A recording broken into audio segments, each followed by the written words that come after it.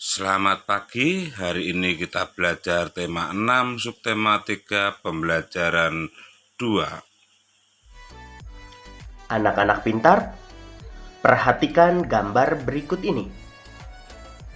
Kegiatan apakah yang ada pada gambar tersebut? Pernahkah kalian menemui anak-anak yang bekerja menjadi pemulung seperti pada gambar tersebut? Atau pernahkah kamu berpikir, mengapa mereka bekerja di usia muda mereka? Tahukah kalian bahwa beberapa anak pemulung tetap bersekolah? Mereka memiliki cita-cita juga seperti kalian. Bahkan ada beberapa pemulung yang telah mencapai cita-citanya dengan gemilang. Salah satunya seperti pada cerita berikut ini.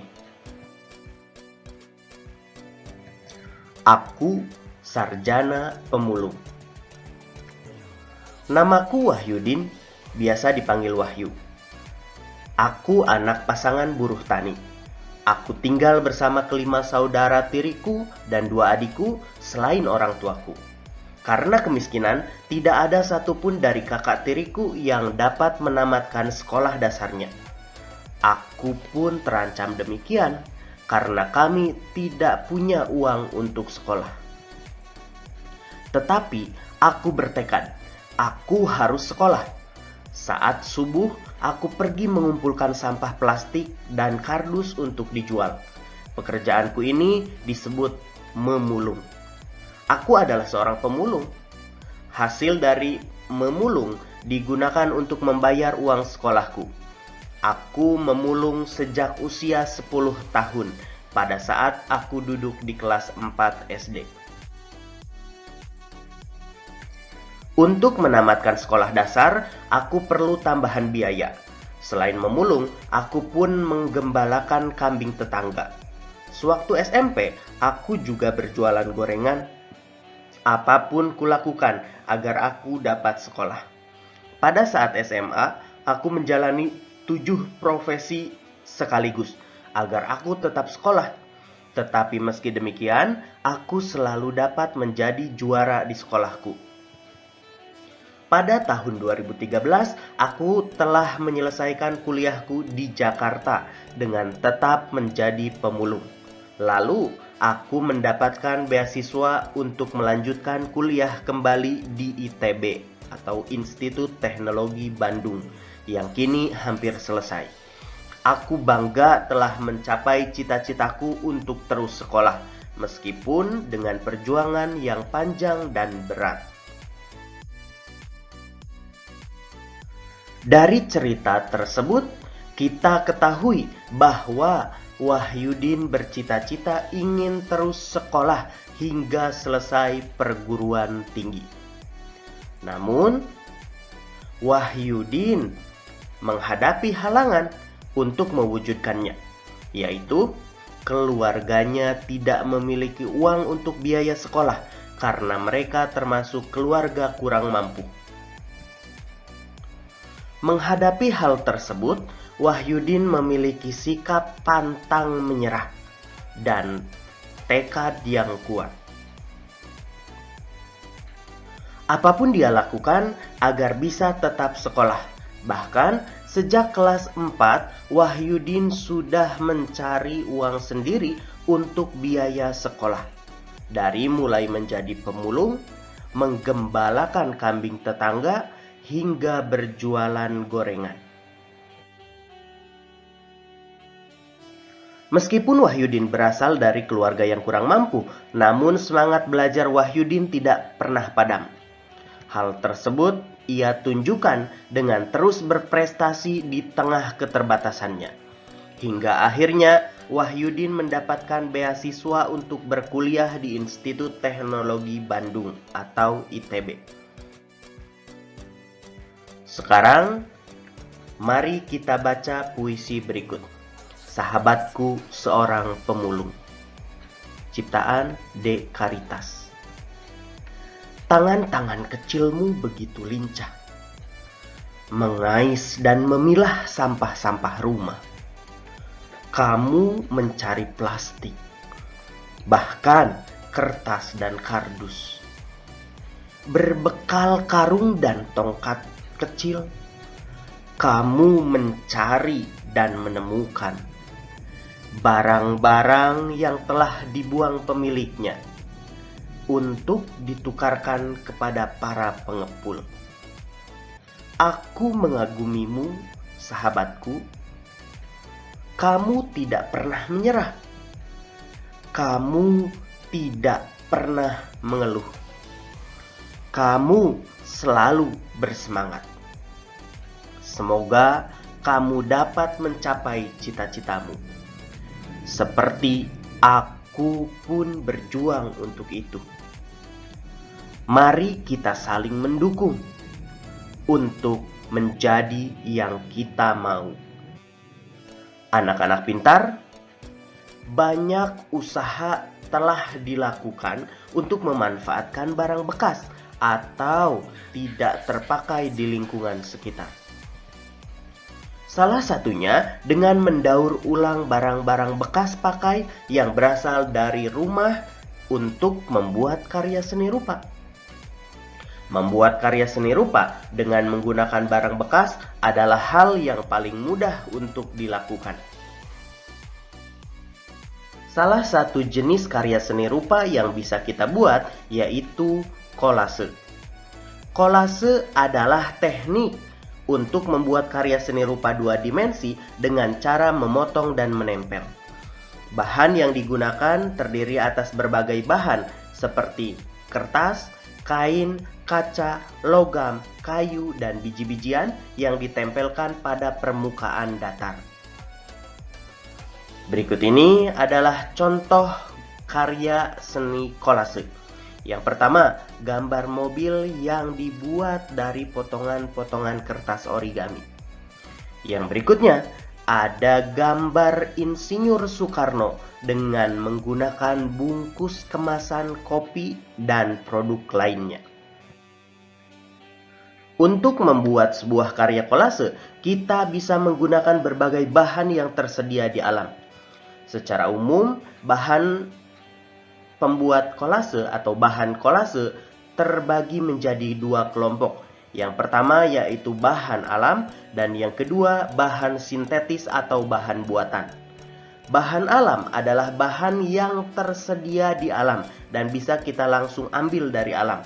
Di antaranya yaitu ranting, kemudian daun, biji-bijian, lalu bunga kering, hingga kerang. Sedangkan bahan sintetis atau bahan buatan adalah bahan-bahan yang merupakan hasil produk pabrik. Di antaranya seperti plastik, kertas lipat, koran bekas, kemudian karet, hingga kain flanel.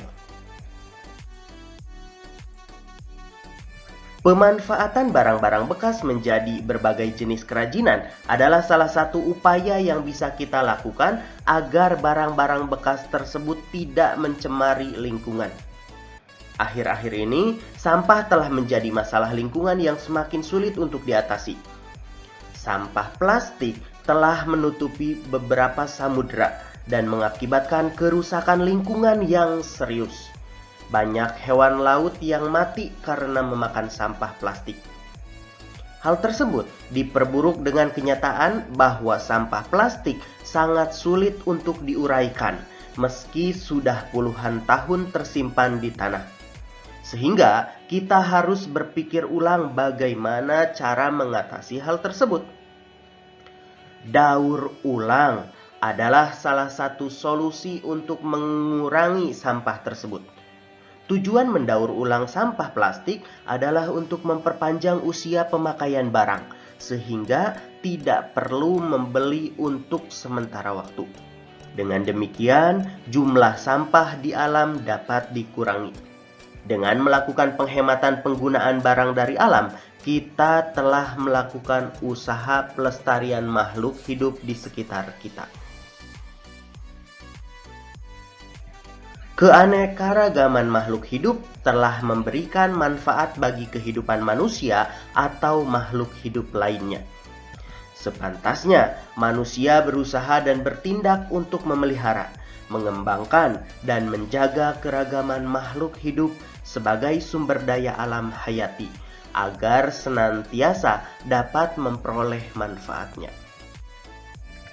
Masyarakat dunia sekarang harus segera bertindak melestarikan keanekaragaman makhluk hidup.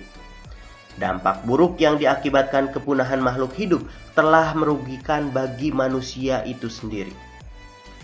Di Indonesia, banyak jenis hewan dan tumbuhan asli Indonesia berada di ambang kepunahan. Bahkan beberapa di antaranya sudah punah. Berikut ini adalah upaya pelestarian tumbuh-tumbuhan yang bisa dilakukan. Yang pertama, mencegah penebangan liar atau illegal logging.